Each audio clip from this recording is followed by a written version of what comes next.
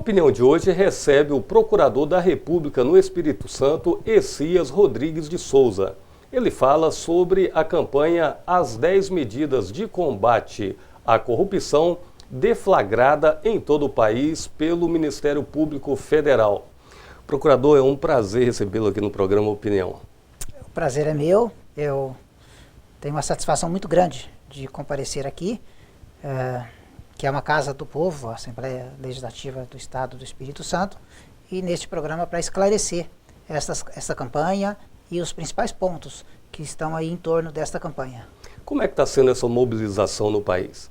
Pois é, a ideia nossa é aproveitar o que a gente tem chamado de janela de oportunidade, que é, todos sabem, ninguém duvida hoje no Brasil, nós vivemos um momento ímpar, um momento em que, muito mais do que em outras ocasiões, nós temos atividades de natureza repressiva, policial, de justiça, em torno de corrupção. Notadamente a chamada Operação Lava Jato, que está se desenvolvendo em Curitiba.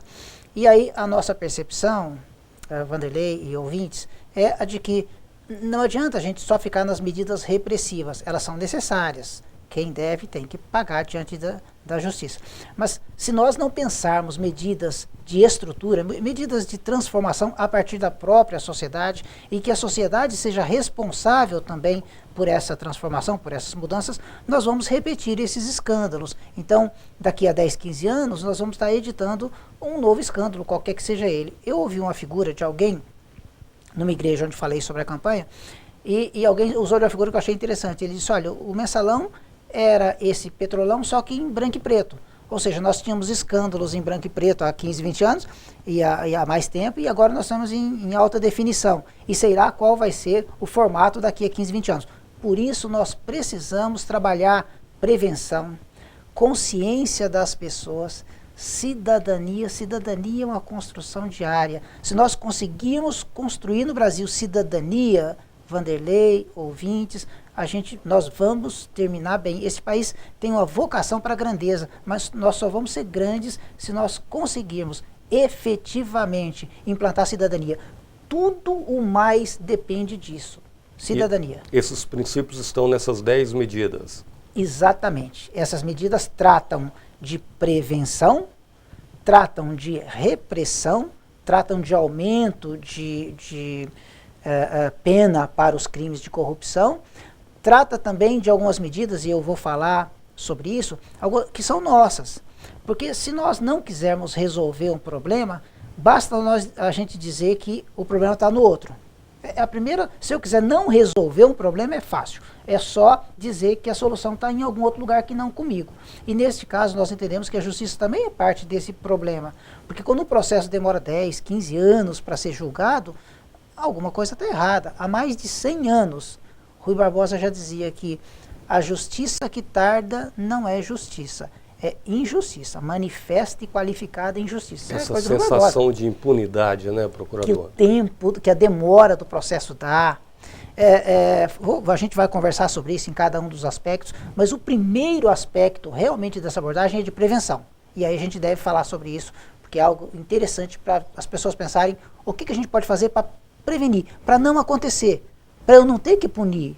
A ideia é não ter que punir ninguém. A ideia é nós começarmos a mudar a consciência nacional para que coisas novas aconteçam. Instituições fortes, vigilância da sociedade para evitar que um político eventualmente corrupto, outro agente do Estado venha a praticar corrupção. A ideia é essa, é que se alguém tem uma índole voltada para isso, o meio não o estimule, o meio o desestimule. Agora, se eu tenho um meio que estimula, ou que pelo menos não o desestimula, esses comportamentos vão se replicar, vão continuar acontecendo, e até pessoas que talvez não fossem adotar comportamentos assim, passam a adotar. A gente lembra sempre que nós temos ditados no Brasil que são demonstrativos dessa nossa cultura equivocada. Farinha pouca, meu pirão primeiro. É verdade. Eu lembro de uma longa, mas é interessante, que o pessoal de São Paulo falava bastante, que é: quem parte e reparte e não fica com a melhor parte, ou é bobo ou não entende da arte. Gente, Isso é típico de cultura de corrupção. Cultura de esperteza, Esperteza, né? Uma esperteza da que vantagem. não leva o país a nada positivo, né? A nada. A gente sempre fala que nós sempre falamos que nós somos um país de pessoas espertas, do jeitinho. E alemães e japoneses, não, eles são de tronco duro. Só que os alemães e japoneses estão ricos. Uhum.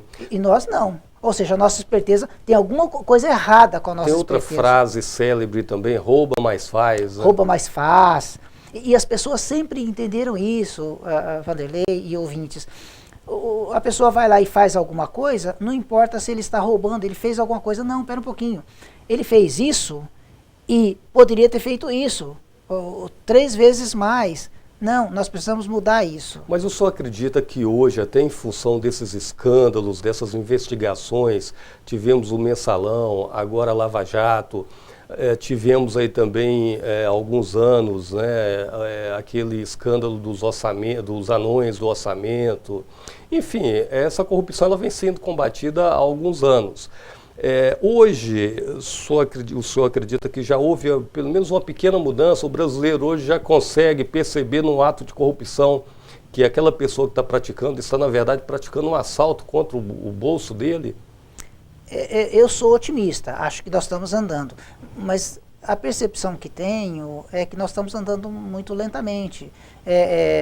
Eu já tive a ilusão de que eu veria o Brasil nos termos e nos limites que eu gostaria de ver. Hoje eu já fico pensando, acho que eu não vou conseguir ver. Aí eu fico pensando, tá, então será que o meu filho vai ver? Ou seja, um Brasil, nem estou falando para ser Alemanha, para ser Japão não, mas um Brasil em que a injustiça social seja menor. Porque não nos iludamos, quem paga esta conta é quem sempre paga esta conta, que são os menos favorecidos. Sempre vai sobrar. Aí reflete na falta de educação, de saúde, transporte sucateado. Que mata gente. E eu sempre falo o seguinte, que pessoas e coisas ficam velhas, ficam desgastadas. Mas palavras também ficam desgastadas. E esse termo assim, a corrupção mata, a gente repete tanto que eu acho que ficou meio desgastado. As pessoas não entendem quando a gente fala corrupção mata. Eu tive experiência, eu sempre lembro essa e outras experiências, eu fui procurador da República na Amazônia. E aqui, nos últimos anos, eu tenho tido só atribuição criminal, ofício criminal. Mas lá, durante quase 4 anos, eu fui um ofício de proteção de direitos humanos, que o Ministério Público Federal tem um procurador em cada estado para defender direitos humanos. E lá na Amazônia, lá em Rondônia, eu era esse procurador. Eu vi gente morrer. Então, eu sempre cito isso, eu vi gente com CPF, com endereço, com filiação morrer, aquela pessoa morrer. E aí, quando você vê isso, e você vê a situação assim, era o senhor de idade, estava numa maca, num hospital, parecia clima de guerra, parecia o filme de Vietnã, e com um preguinho na parede segurando o soro. E aí nós fizemos a atuação e tal, e fomos para o gabinete, fizemos a atuação que tinha que fazer e tal, que não podia continuar, aquela pessoa morreu. Pessoas morrendo aí na fila com câncer, esperando medicação, quimioterapia, radioterapia. Eu sempre falo gente com CPF e endereço, porque assim, a gente fica falando, a corrupção mata. Tá, não, a corrupção mata gente com endereço e com CPF, gente que é velada depois, parente chorando. Aquela pessoa, aquele senhor que fiz menção aqui, que estava lá no hospital, se ele tivesse sido atendido e ido para uma UTI, ele teria morrido? Não sei, eu não sei, não dá para saber, mas que contribuiu fortemente o fato dele ficar num corredor, recebendo um soro de nada, enfim, com o que seja que estava naquele soro lá, e isso contribuiu para a abreviação do óbito, isso eu não tenho dúvida. Então, pessoas morrem por causa da corrupção. E daí um dos pontos dessas medidas que vão até ao encontro de alguma movimentação que já tem em Brasília, no Congresso, de transformar em crime hediondo, né? Queria que o senhor explicasse esse aspecto do crime hediondo que está sendo proposto nessas medidas, nessas 10 medidas do movimento liderado pelo Ministério Público. Essa é a ideia, é que a corrupção seja considerada crime hediondo. Aí tem algumas propostas no Congresso Nacional que alude a qualquer ato de corrupção. O projeto nosso é no sentido de que só as corrupções com valores expressivos, e mais de 100 salários mínimos, e aí sejam atos de corrupção como crime hediondo. E dizer que é crime hediondo no Brasil tem alguns limites, talvez as pessoas não tenham, enfim, essa percepção. Mas quer dizer, o crime hediondo não pode ser quem é condenado pelo crime hediondo não pode ser beneficiário, por exemplo, da anistia, graça, indulto, aquele indulto que é feito no final de cada ano por decreto do presidente da República. Quem é condenado por esse crime hediondo, por exemplo, não pode ser agraciado. E aí a progressão para livramento condicional e outros benefícios também são dificultados. Ele precisa cumprir um pouco mais de pena se o crime é hediondo. Essa é a ideia básica nesse eixo especificamente do crime hediondo. Mas tem algumas questões, e aí eu preciso falar, anteriores a isso, que é a questão da prevenção. Só para a gente ter uma ideia do que a gente está falando, uma das propostas é que o governo federal, a legislação é federal, então está legislando para o governo federal, gaste de 10 a 20% do que gasta com propaganda, publicidade sua, gaste com conscientização de corrupção, percepção de corrupção e que as pessoas sejam estimuladas a denunciar atos de corrupção e criação de canais para isso. Por que isso? Só o governo federal gasta 2 bilhões e 400, varia um pouquinho de ano para ano, mas cerca de 2 bilhões e 400 milhões de reais só com propaganda a cada ano. Só o governo federal. Fora as 27 unidades da federação, 26 mais o Distrito Federal, fora os 5.570 municípios que nós temos. Pois bem, a ideia então é que parte disso seja gasto com cultura mesmo, a cultura para prevenir corrupção, que as pessoas fiquem sabendo como denunciar, e essa é uma medida preventiva, uma medida de cultura mesmo, fomentar a cultura contra a corrupção. E aí eu preciso dar uns dados para que os ouvintes tenham a ideia do que a gente está falando. Tem uma ONG internacional, chama Transparência Internacional.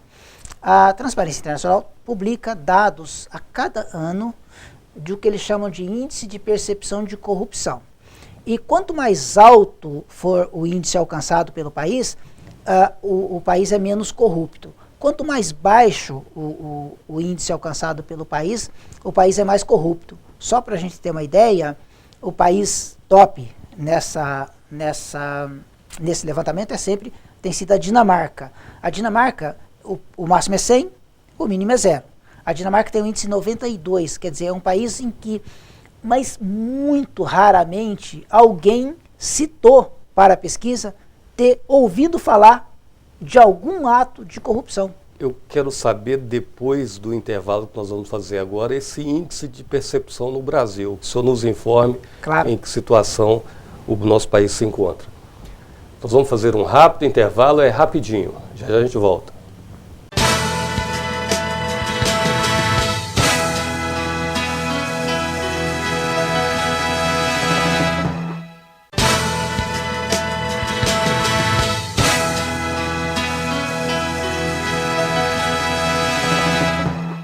Opinião de hoje, entrevista ao Procurador da República no Espírito Santo, Essias Rodrigues de Souza. Ele comanda aqui no estado a campanha 10 medidas contra a corrupção que está sendo realizada pelo Ministério Público Federal em todo o país. Procurador, no bloco anterior o senhor estava falando sobre a questão do índice de percepção da corrupção, né? Adotado pela Transparência Internacional. O Brasil ocupa que posição nesse? É de 0 a 100 esse índice? Exatamente, é de 0 a 100, em que 100 é um país com um índice muito forte, e daí um país em que a corrupção é muito pequena, e 0 um país em que a corrupção praticamente toma conta do país. Na ponta de cima, eu disse, está a Dinamarca, com 92, quase 100, e na ponta de baixo a Coreia do Norte e a Somália, com 8, ou seja, lá praticamente todas as relações se dão com corrupção. Então, eu brinco que se o papel tiver que andar para lá, tem que pagar alguma coisa. Se tiver que voltar o papel para cá, tem que pagar de novo. E o Brasil, nós estamos numa situação muito ruim, porque nós somos a 7ª economia mundial. Nós estamos lá no BRICS, nós estamos no G20, e nós somos entre 69 e 74, 75, porque há um empate técnico aí entre 69 e esse número aí, então nós estamos em algum lugar desse ranking, que é muito ruim. O nosso índice é 42, aí variou 43 em 2013, 42, nessa faixa, ou seja, nós somos reprovados, porque abaixo de 50 o índice está reprovado. Nós temos uma relação de corrupção ainda muito forte no Brasil. muito forte. E aí, por isso, nós precisamos de medidas de cultura. Nós precisamos alterar isso. Nós somos um país com desenvolvimento econômico razoável, agora estamos inclusive numa crise econômica, social e política que tem uma vertente nessa questão de corrupção muito forte. O próprio governo, e aqui não vai nenhuma cor partidária, nada, absolutamente, até porque o Ministério Público, segundo a Constituição, não pode ter qualquer viés partidário. Mas o próprio governo tem dito que um percentual aí de queda do PIB é graças à investigação. Claro, a gente precisa dizer com todas as cores, investigação não derruba PIB. A corrupção é que derruba o PIB. E ela está sendo investigada porque ocorreu, não é? Mas enfim, nós estamos numa situação assim comprometedora, viu, Vanderlei? Essa campanha, o cidadão quiser participar, o que ele faz, a intenção é transformar num projeto de iniciativa popular que necessita de pelo menos 1,5 milhão de votos? Essa é a ideia. Qual que é a ideia básica aí? Esses projetos poderiam ser propostos por um deputado federal, mas a percepção do Ministério Público Federal é de que a gente só vai conseguir mesmo colocar isso como cultura das pessoas se isso partir da sociedade. E o termômetro para isso vai ser, nós vamos conseguir o número de assinaturas, e esse número de 1,5 milhão não tem nada assim de cabalístico não, é porque a Constituição fala que tem que ter, as leis de iniciativa popular têm que ter o apoio de 1% da população nacional, distribuídas em pelo menos 5 estados, com não menos de 0,3% dos eleitores de cada estado. Daí dá em torno de 1,5 milhão no Brasil inteiro. Qual que é a nossa intenção? A nossa intenção é que esses projetos partam da sociedade, porque se esses projetos partirem da sociedade, se nós conseguirmos, nós não temos um prazo limite, aí é bom eu até dizer, mas nós gostaríamos, a gente colocou uma data limite aí psicológica, que é 9 de dezembro de 2015. Por que 9 de dezembro de 2015? É o Dia Nacional de Combate à Corrupção. Se em 9 de dezembro de 2015, deste ano, nós estivermos ali próximo da meta, isso quer dizer que as pessoas em geral deste país entenderam a campanha e disseram, olha, eu quero ser parte dessa solução. E aí a gente vai ficar animado para terminar a campanha, encaminhar isso para o Congresso Nacional. E qual que é a ideia? O Congresso Nacional, de posse desse projeto, é que vai aprovar. A gente precisa dizer a seriedade de quando você elege um deputado estadual, um vereador, um deputado federal, um senador, é exatamente essa. Ele é aquela pessoa que pode inovar, a gente chama de inovar a ordem jurídica, fazer lei, para que nós possamos obedecer. Então, tem que ser lei. O Congresso é que tem que aprovar, são leis federais. Mas essa participação dá um caráter até de mais legitimidade, né? A própria lei da ficha limpa resultou de um projeto de iniciativa popular. Né? A ideia é essa, é que se nós tivermos essa legitimidade, o próprio congressista vai ver com outros olhos essas iniciativas e vai pensar, olha, tá, não quer dizer que ele vai ter que aprovar ou reprovar, mas ele vai ter que justificar isso, né? Porque tem um amplo apoio popular. A ideia é essa. E aí precisa de ser lista física. As pessoas perguntam, pode ser eletrônico? Não pode, a gente ainda tem umas coisas meio formais aí.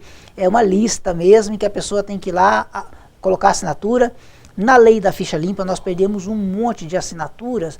Eu não sei se as pessoas achavam que podia colocar o nome de qualquer jeito, colocava o número errado. Gente, tem que ser o nome completo, não pode abreviar o nome, não pode abreviar o nome da mãe, tem que colocar o endereço, o CPF, se tiver o título de eleitor é bom, se não tiver pode deixar em branco que esse dado a gente tem. Mas daí, data de nascimento, o nome completo, o nome da mãe completo e o CPF, com esses dados a gente puxa o título de eleitor nos nossos sistemas. Mas esses dados têm que estar muito corretos, é uma coisa responsável, é uma coisa formal, é uma coisa legal. Como acessar essa ficha para ser preenchida? Eu estou me dirigindo a organizações da sociedade civil e a Assembleia Legislativa do Estado do Espírito Santo, já de pronto com o deputado Nivaldo dos Anjos, colocou-se à disposição e nós tivemos uma reunião com o presidente da Assembleia, e com o deputado Nivaldo, e a Assembleia colocou-se à disposição para ser esse multiplicador neste âmbito. E para nós isso é importantíssimo, porque é uma casa de leis deste Estado dizendo, olha, a ideia é boa, a gente quer encampar isso. É evidente que o apoio da Assembleia é através das assinaturas das pessoas, porque é sempre iniciativa popular. Não é, a Assembleia não vai poder ela mesma fazer nada, porque é uma questão das pessoas. Mas se a Assembleia diz isso, eu entendo que no Estado do Espírito Santo, as pessoas, os nossos eleitores, vão entender que isso é algo que tem relevância, que essa iniciativa do Ministério Público tem relevância. E a gente não consegue estar em todos os lugares colhendo mesmo aquela assinatura, daí eu não conseguiria. Porque no site do Ministério Público, para quem quiser diretamente acessar isso, acha fácil essa lista? Acha fácil. É www.10medidas, o 10 por extenso, 10 medidas, aí .mpf.mp.br. Procurador, tem entre essas medidas também, tem a questão de sugestão de realização de testes de integridade de agentes públicos. Como é que funcionaria isso? O que é que vocês estão propondo? A proposta do Ministério Público, enfim, que vai ser discutida e tal, é a de que agentes públicos que estejam em posição de alguma posição de comando, alguma posição na administração pública, a ideia da administração pública, possam ser objetos de teste de integridade pelas corregedorias. O que quer dizer isso? Isso parece uma coisa meio esquisita, mas já vou adiantando. A ONU recomenda que os Estados-membros dela façam isso, e a Transparência Internacional recomenda que isso seja feito. Ou seja, que pessoas que estejam em posição de comando na administração saibam de antemão que podem estar sendo testados, que a sua integridade pode estar sendo testada. A ideia é de que as corregedorias façam testes de integridade. Quer dizer o seguinte, simule uma situação de oferecimento, por exemplo, de vantagem ilícita para o servidor. Se o servidor aceitar, isso quer dizer que o servidor está com uma propensão à aceitação disso. A medida tem gente contrário, tem gente a favor e tal. Eu acho que deve ser discutida. Esse arsenal de medidas deve ser discutido no Congresso Nacional, mas a ideia básica é que nós tenhamos servidores que lidam com a coisa pública responsáveis, primeiro. Pessoas no seio social que sejam responsáveis, que também não corrompam, nem aceitem ser corrompidos e não corrompam. E que nós alteremos essa nossa cultura. Nunca é tarde para mudar a cultura. Nós entendemos que a gente está numa curva da história. Cabe a nós, no Brasil, dizermos onde a gente quer chegar. Eu acho que a gente consegue mudar a nossa cultura. Eu gostaria que o senhor comentasse, nosso tempo está chegando ao final, mais algumas medidas, por exemplo, reforma no sistema de prescrição penal e ajuste nas nulidades penais. Essa é uma questão seríssima, a gente vai mexer com o processo. O que acontece hoje em dia? Hoje em dia existe uma série muito grande de recursos, embargos dos embargos, embargos de declaração nos embargos, e aí assim, a gente vê algumas emendas de decisão, por exemplo, da STJ e no Supremo, que só o nome do recurso são duas linhas, exatamente porque é muito recurso. A ideia nossa é diminuir o número de recursos. Veja, as pessoas vão ter o direito de defender-se.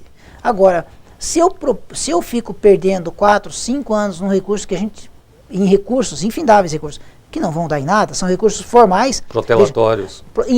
São recursos, e aí eu preciso dizer, ele não está defendendo-se daquela acusação. Ele está achando, tem um termo no direito que chama, eu sempre falo isso, espiolhar nulidades. O que quer dizer espiolhar nulidades? É alguém que cata piolho mesmo, dentro do processo, para achar a nulidade naquele cantinho ali e falar, opa, achei a nulidade, opa, vamos anular esse negócio.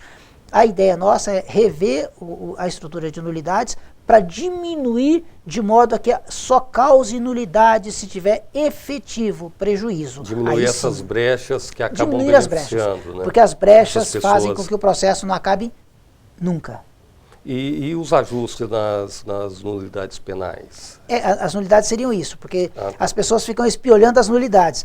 A ideia é que só haja nulidade se houver efetivo prejuízo, senão não vai haver nulidade. Bom, as medidas elas têm toda uma explicação, né? Eu entrei no site, observei, é interessante que as pessoas acessem, né, o site para ter um conhecimento prévio, e eu queria que o senhor fizesse uma análise para a gente terminar a respeito do papel do Ministério Público e como que o senhor avalia a participação do Ministério Público nesse esforço nacional pelo combate à corrupção.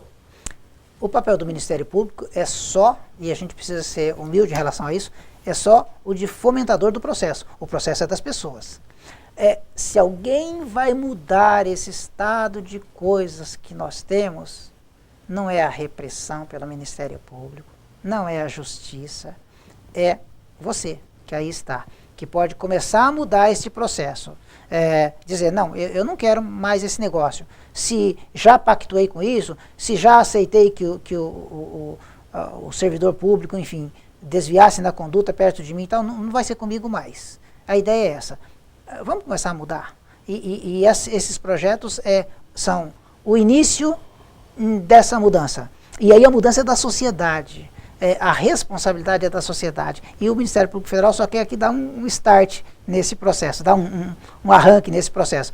E se Deus quiser, a gente vai ver esse país ainda melhor. E só reforçando, então, a lista pode ser imprimida através do site. Abrindo esse 10 medidas, se digitar lá no Google 10 medidas contra a corrupção, o primeiro link lá é o da campanha. Clicou lá, a primeira coisa que aparece é uma folha, e aí está lá, imprimir folha aí clicou lá assim, parece a folha. É só imprimir. Nós temos no Ministério Público, e aí eu preciso dizer, nós estamos aqui em Vitória, na Jerônimo Monteiro, 625, no centro da cidade. Se o senhor, a senhora, o jovem estiver passando ali perto, passa no Ministério Público que tem lista lá dentro. Passa lá dentro, assina, leva um documento, assina essa lista se estiver passando perto do Ministério Público. No mais, nós vamos ter outras entidades, então, com essas listas. Procura saber onde está essa lista, se na sua igreja tem essa lista, as igrejas vão ter bastante listas, se a comunidade que você frequenta vai ter essa lista, se você joga bola num clube, se aquele clube tem aquela lista, procura isso e vamos ombrear com isso. Essa é uma campanha que vale a pena. Algumas coisas desse mundo vale a pena, essa é uma que vale a pena. Procurador, obrigado pela sua participação aqui no programa Opinião, desejar sucesso na campanha As 10 Medidas contra a Corrupção. Esta foi a nossa entrevista com o Procurador da República no Espírito Santo, Essias Rodrigues de Souza. Ele está liderando aqui no estado a campanha As 10 Medidas contra a Corrupção, que está sendo deflagrada em todo o país pelo Ministério Público Federal. O programa Opinião pode ser visto também pela internet. Nossa página youtube.com/Alice Comunicação. Até nosso próximo encontro.